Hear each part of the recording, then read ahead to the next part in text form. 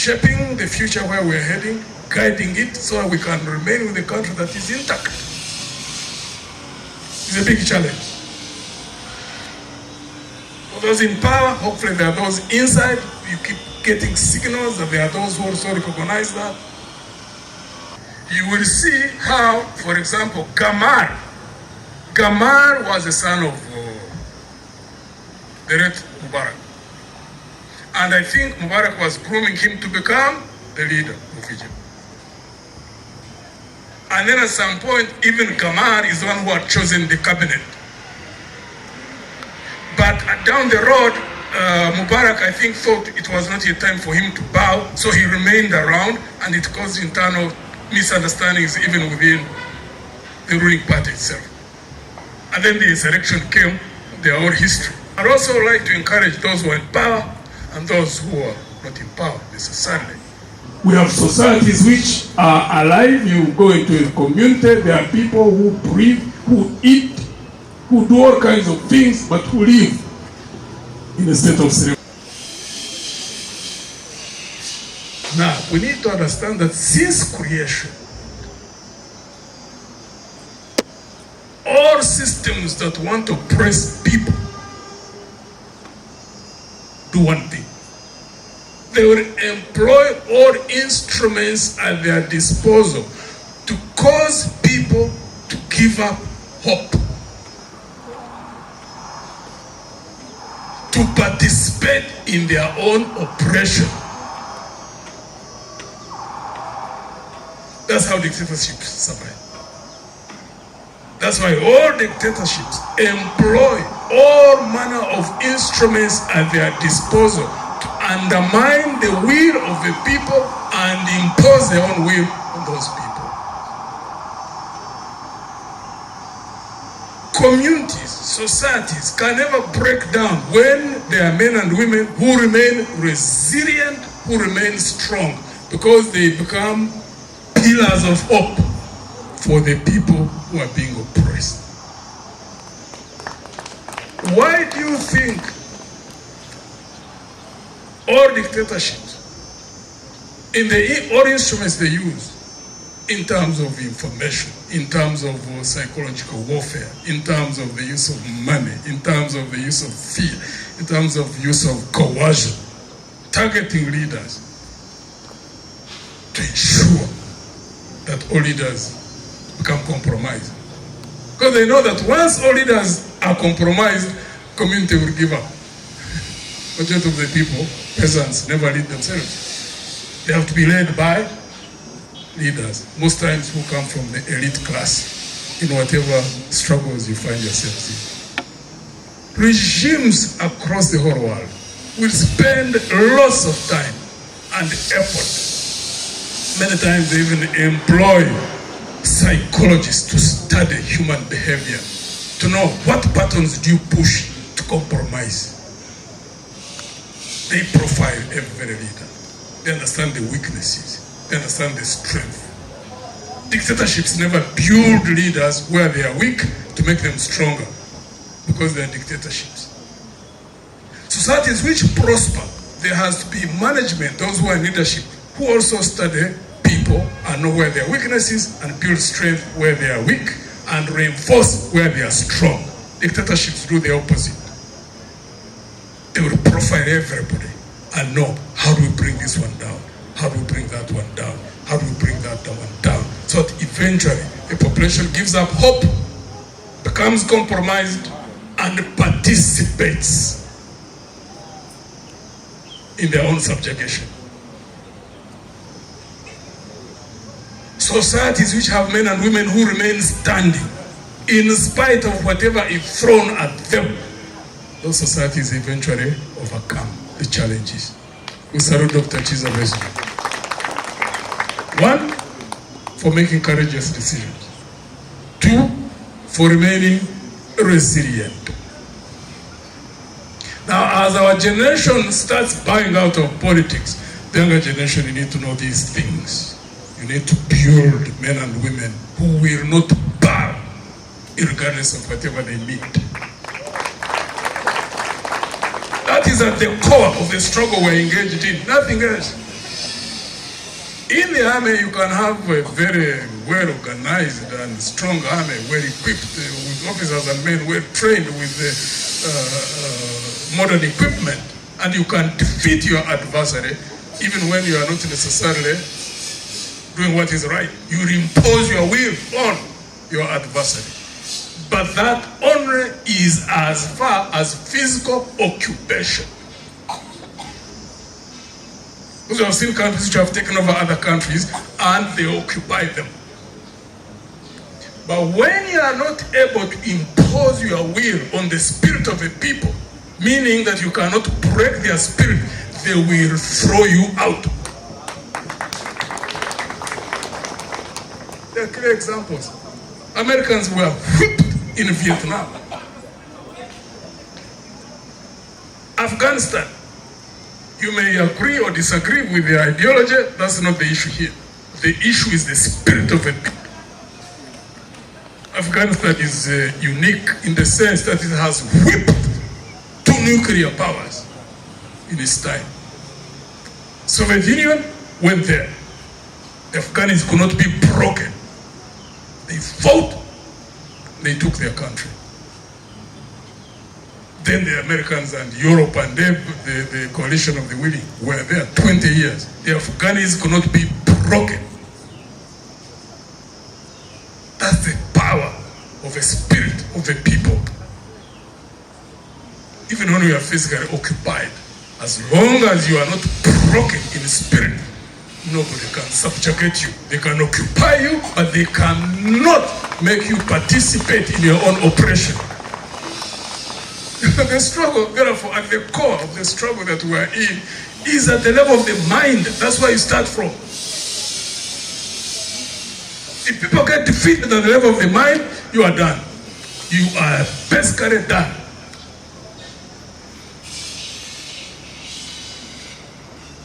So as I already indicated, clearly, Dr. Chizabej is courageous. Number of choices he has made in his life. He could have decided to take the comfortable path. Even when he was in Nairobi, he could have remained there as a doctor. Why on earth would he have to come back? He was already out there. He took the choice of coming to fight. Meaning, incarcerated many times, but remains resilient, believing in what he believes in and what he struggles for, justice and fairness in our society. We thank you all colleagues who have come to celebrate 70 years of his life on earth.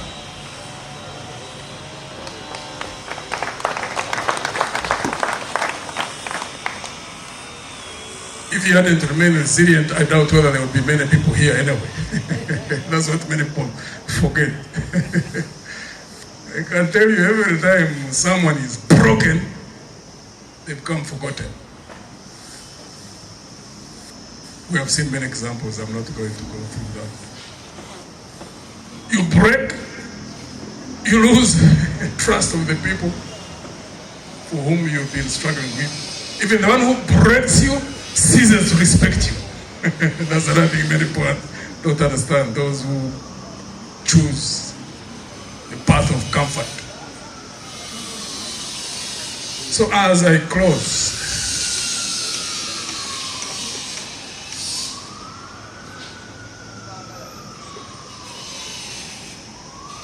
the situation we're operating within is very, very precarious. A lot of uncertainty. Of course, if you meet the people in the regime, for them, they think everything is done. Everything is under wraps. All dictatorship think like that. Until the day when things turn round and nobody can control anything anymore. That happens all the time. I've always wondered why people who run dictatorships never learn from what has happened to others. Nevertheless, we all are in the same country.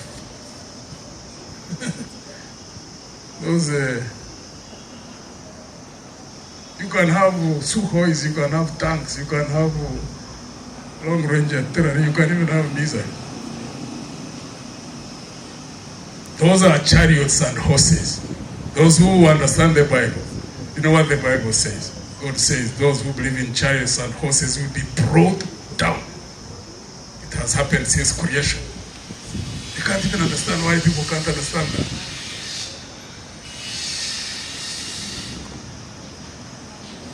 So how do we manage the current situation in which we are?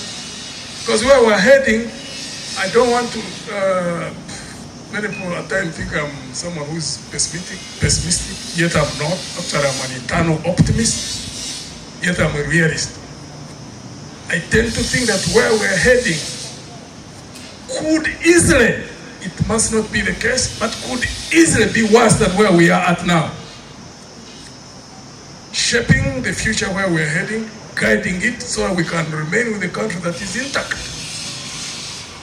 It's a big challenge. For those in power, hopefully there are those inside. You keep getting signals that there are those who also recognize that. Those of us who are in the opposition. Change is inevitable. The physical change is inevitable. It has happened many times, not only in Uganda, many countries, change happens. One hopes that we'll see change, which is inevitable, also have a country that remains intact. And the group that goes in can start putting it back on track. That's what we have to keep working at. The younger generation, you are the majority, you have the numbers, you have to build courage and resilience unless you want to live as an enslaved people. Why do I say so? Because many times we are so focused on the internal domestic challenges, some people seem to think that we are like an island. No. Every time you look at the domestic situation, you need also to keep our eyes open on what is happening on the external front. There are global dynamics which are unfolding. Nobody's going to stop them. And we are interlinked with what is happening on a global scale and on a regional scale. So a country to maneuver within those complexities, the international as it is related, the regional as it is related, the domestic, for the survival of our people to live as a free, proud people and not be subjugated and enslaved as could happen for countries where there are leaders who can't see that.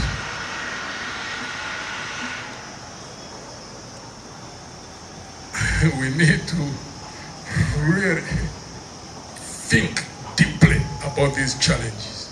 At the domestic level, the interrelationship with what is happening at the domestic level, with what is happening at the regional and the international level. They are interconnected. So the earlier we resolve our own internal domestic situation, the better we would be positioned as a people to live as a free people. Because they are forcing. The world is made up of, people who don't care about others. The world is made up of people who believe in the use of force, the use of manipulation, as much as the domestic situation. We have leaders who think like that. So for us to survive as a people, as a free people, as a proud people, using the resources which are God-given to lift up this country, the young people, you have to have leaders who are courageous, who are resilient, because the battles we are heading towards are complex. They are really very complex. But how we interrelate at the regional and the international level is going to be dependent on what the situation is going to be here at the domestic level. If you have a bunch of people like those in power, I don't think they really care about the dignity of people. Ever. If the dignity of the people is at the core of our human existence when we are still here on earth. So we thank you all colleagues and ladies and gentlemen who've come here for this day. It's unfortunate that we're not with Dr. Chizabe's just celebrating his 70 years. Imagine there is a mandatory law that says 180 days, release from prison. You go and go to court from your home. It is 500 and, how many? 30? 30 days. I normally ask some colleagues whom I bump into, those who are in power. I asked them, how do you want to be treated when you're out of power? Which will happen down the road. It always happens. You can't permanently remain in power. At some point you get out. So yeah, I asked him, how do you want to be treated?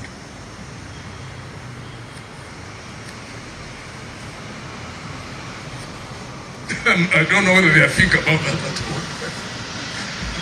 Because we need to have a turning point where a country, even when you are adversaries in politics, that you don't become enemies.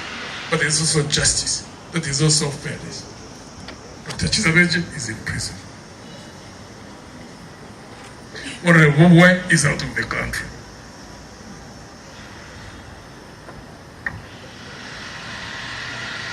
Haji Obedi Kamrege is also incarcerated along with Dr. Chizabeje. Many political leaders, many youth of NUP are also in prison.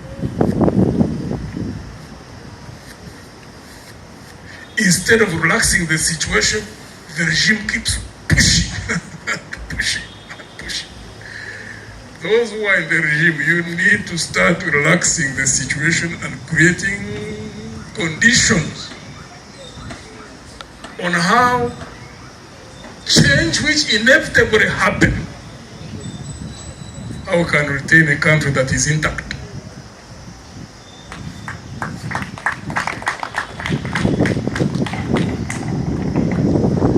I like to recommend those who are in power to read, not to read, to watch. They should seek for, and also those who are not in power necessarily,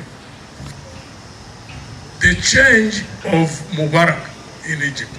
Because many people are only attracted by the street demonstrations, but there's a history. There are 2 Al Jazeera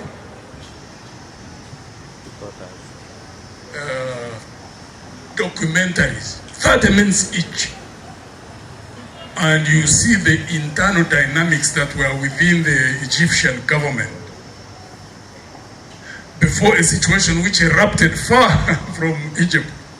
In Tunisia, a guy called Bouazizi who was selling fruit, a policewoman took the fruit, the man had reached breaking point, he got petrol, poured it on himself, burnt himself in Tunisia. And then an insurrection broke out in Egypt. Imagine, completely. They always trigger points. I'm not saying that it will be triggered, but every situation has got its own dynamics. I don't know. Nobody knows. I can tell you nobody knows. Only God knows what's going to happen. We don't know. Those who are in the regime think they know. You don't. You who are in the regime who think you know, you don't. As time will clearly show to us that actually you didn't know. You will see how, for example, Gamal was the son of the late Mubarak. And I think Mubarak was grooming him to become the leader of Egypt. And then at some point, even Gamal is the one who had chosen the cabinet. But down the road, Mubarak, I think, thought it was not yet time for him to bow, so he remained around, and it caused internal misunderstandings even within the ruling party itself. And then the insurrection came, their own history. I'd also like to encourage those who are in power and those who are not in power necessarily to look for a book called 2 Weeks in November. I think 2 weeks in November. It's by an American journalist about Zimbabwe. Because many people know what happened at the end, but they don't know the history of the evolution, internal dynamics that caused the fall of Mugabe. And you can trace everywhere there have been falling of dictatorships. Every time a leader stays in power for a long time and there are no stable institutions and open, transparent systems of governance, power gets concentrated in the hands of one strong man. There have always been men. Maybe when there was a woman, maybe was it in Burma or some place, I don't remember. There have always been men. A strong man. Where? Bangladesh, I think. So, one strong man remains, systems weaken, institutions become compromised, the abnormal becomes normalized, the population loses hope, and then towards the end, normally what happens, almost in every such situation, when the leader has been there too long, internal dynamics develop of people positioning themselves for takeover from the internal circles. Already, factions start forming. Countries which are lucky, the institutions hold together so that when change happens, the countries remain intact. Countries which are unlucky, because of the internal dynamics at times which spill into the national state security apparatus, split, and one thing, just a trigger, and everything just falls apart. Countries which are unlucky, that happens. We came here to celebrate Dr. Chiza Besge's 70th birthday through prayer, which means that we believe in God. True or not true? Yeah. So the very God we believed in praying this moment, the same God we need to keep praying to. So that when the inevitable change happens, which will happen, that the country remains intact. Because it's only God, in my own estimation, who's just holding us by the thread. There are those who think they're holding us, they are not. They don't understand one thing at all.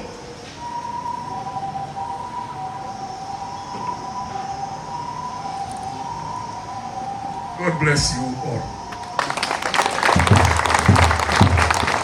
Courage, resilience. Young people, you are the majority. You know how to network. Sit amongst yourselves. Evolve leaders who are courageous, who are strong, who will not break down because of the pressures which are upon all of you. We know that. The situation is quite tough. But for us to have a society, a community of people, now we are 47 million people. Down the road, about 2 decades down the road, we're going to become 100 million people. To have 100 million people who will live a life of dignity. Men and women who will be proud. It's going to be dependent on how many young people, courageous, resilient, and focused on values and principles, to galvanize yourselves, network, and become the bulwark against the challenges of our times. May God bless you all.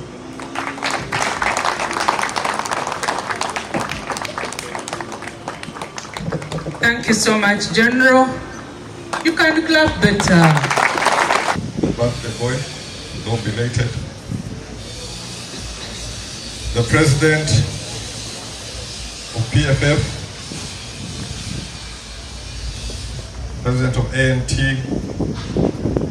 President of NUP,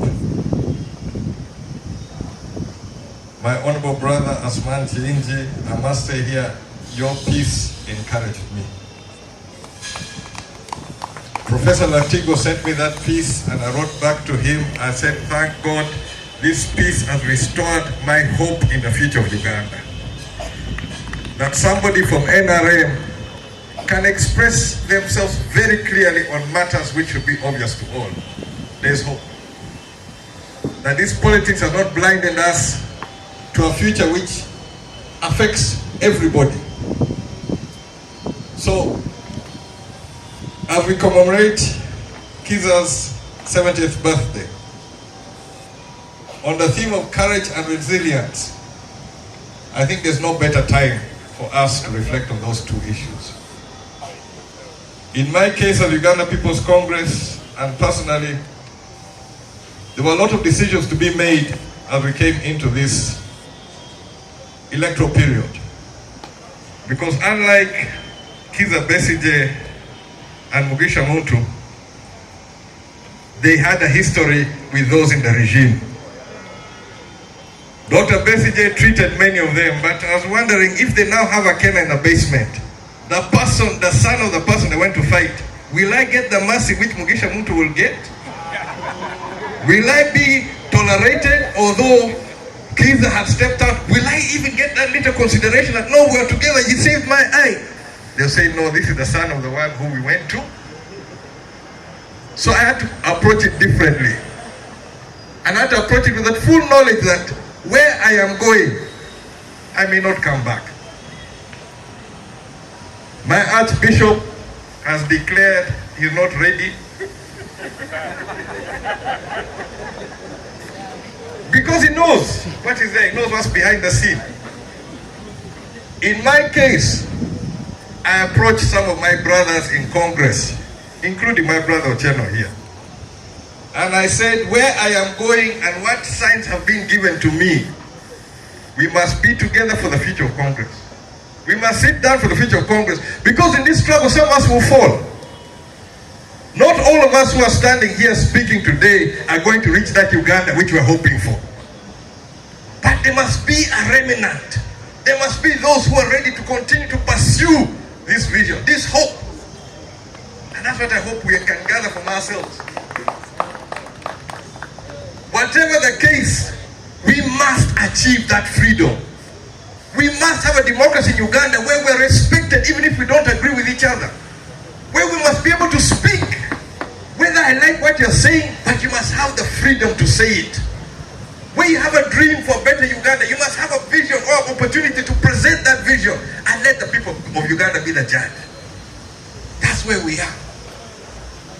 But right now, the fear, and there are those who are saying this regime is strong. I actually see the sovereignty bill as a sign that all is not well. That is a very clear sign that all is not well. Because when you break it down, and many of us were fighting it on the wrong side, when you break it down, where does NRM get their funds from? Where? Outside where? It's the taxpayers' money. It's the taxpayers' money. They just pick from there. I don't know. If there's anywhere NRM is getting the money, let us see the tax returns, the businesses. We don't see it. This is straightforward taxpayers' money. And in the last parliament, in the process, the fear of the opposition, we went through a whole issue of NUP, why NUP should be defunded.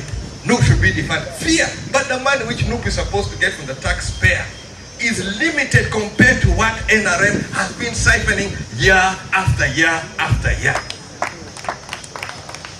But we went through that amendment of the Political Parties and Organizations Act to deny NUP funds. Fear. That's not strength, that is fear. The small amount of money, fear.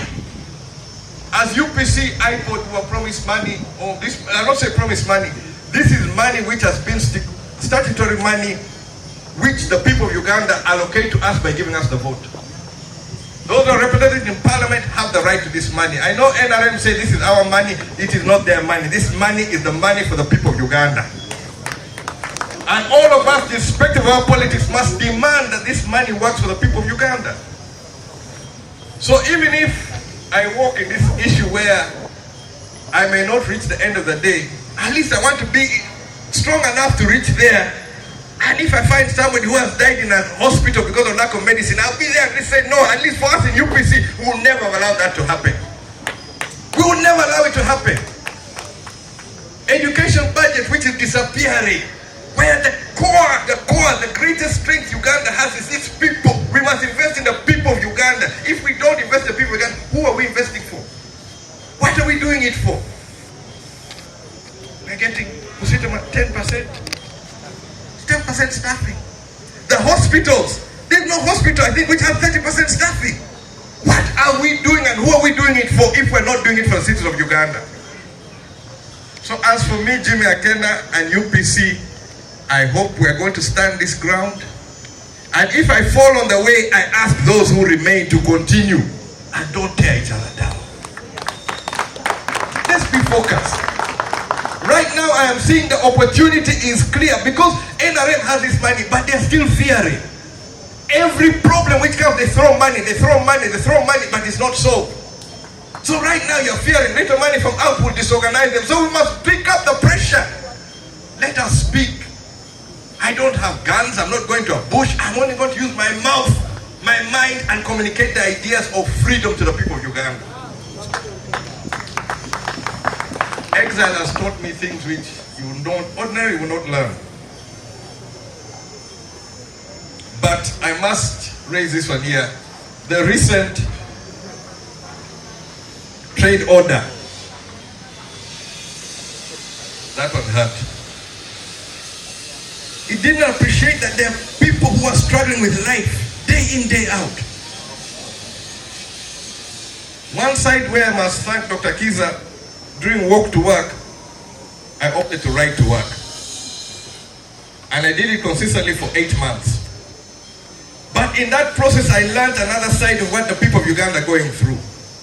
All of us have our border guys. We rely on border for this, border for that. How many of you know how much your border is paying as interest? The interest rate which the people of Uganda are going through is as if we don't have a government, or at least the government does not care about its citizens. And then now you find people who are struggling, they have the whole thing broken up, and then government says, we are going to plan. When are you planning? You organize first before you disorganize. You first prepare where you're going to take people before you remove them. Because you're disrupting. How many widows are there? How many orphans are surviving? How many school fees are being paid through this issue? Let us have a government that cares for its people.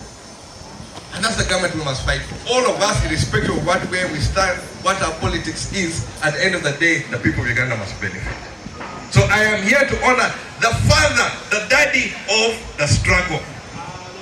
There are those who want to be called, there are those who want to be named, but Dr. Kiza Besigye represented by being there, by being courageous and being resilient when it was most needed.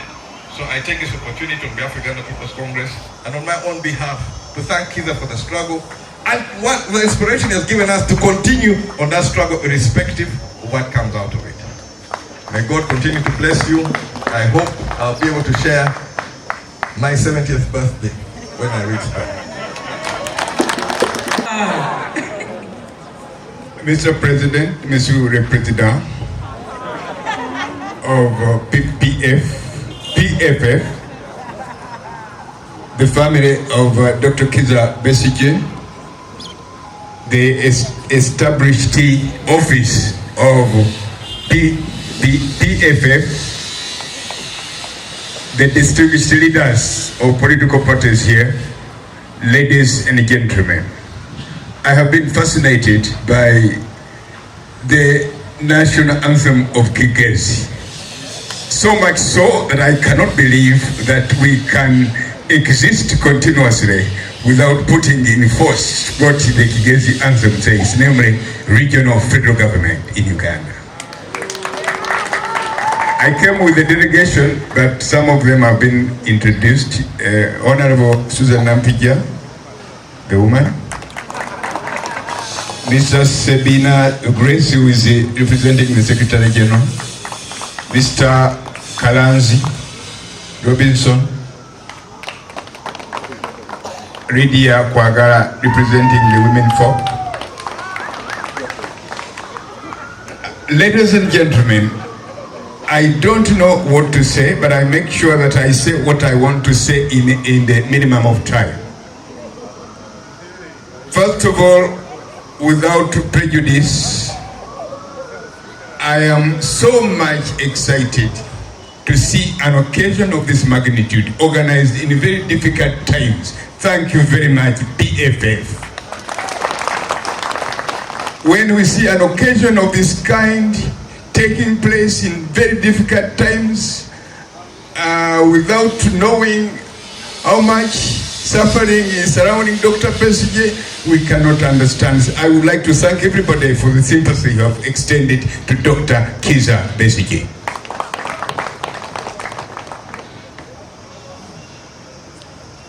Dr. Besigye has impressed many people, including political parties.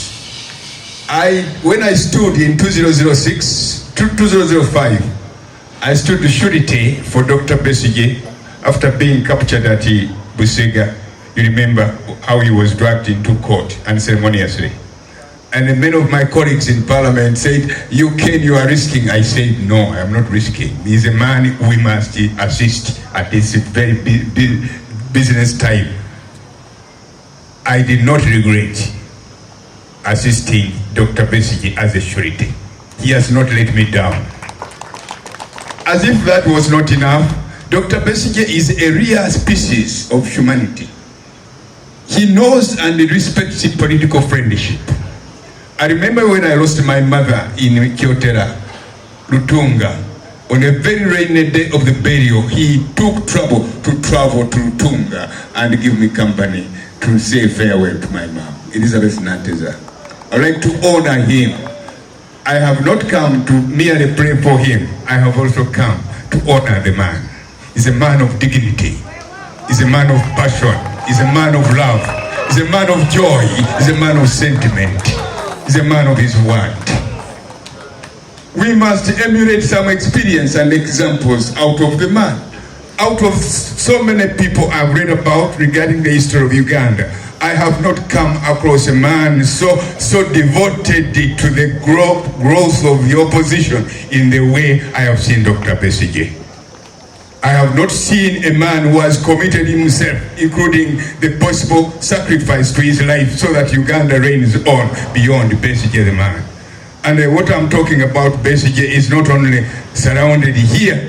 Throughout the continent of Africa, Dr. Besigye remains a great man and a fighter for freedom. Before I leave the floor, I have something to say.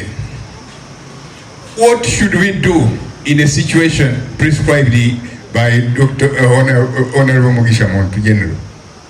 Thank you for the nice speech you have given. It has excited us, but we cannot simply leave it in space.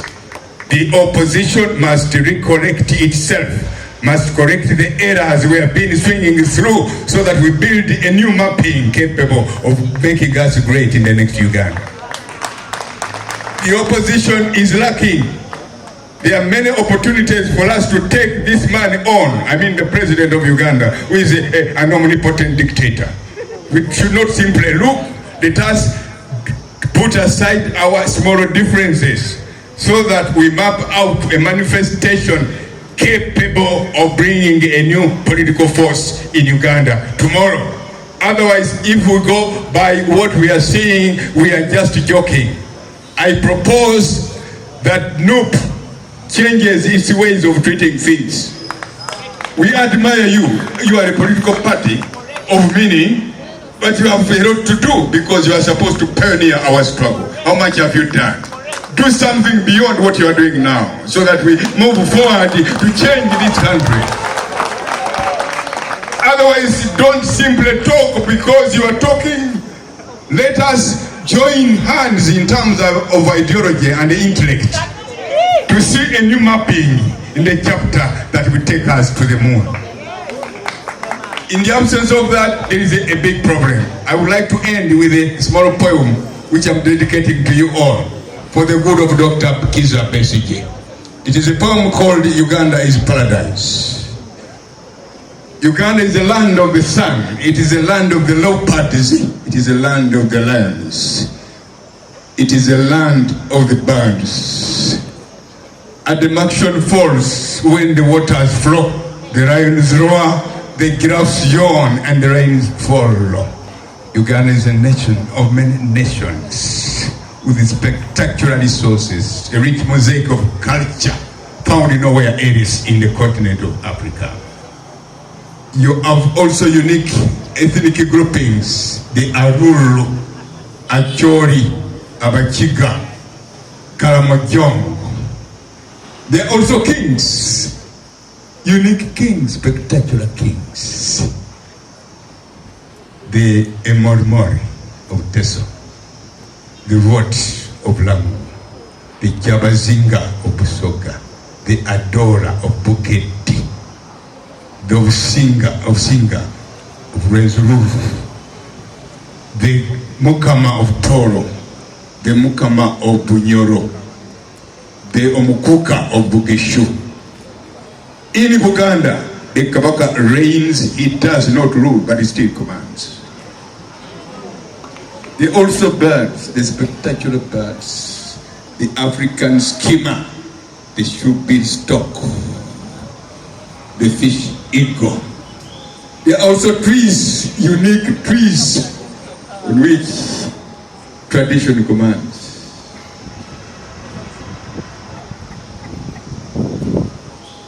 Ficus nantarensis, Omutuba, Rivelia robusta, Croton, acacia. There are many nations, but unique nation. The most unique nation is Uganda. What have you done? You are looking at me, you are smiling at me. Make Uganda change. Don't simply sit down and talk and laugh. The time is now. Please wake up. Uganda, Uganda, Uganda. Thank you very much.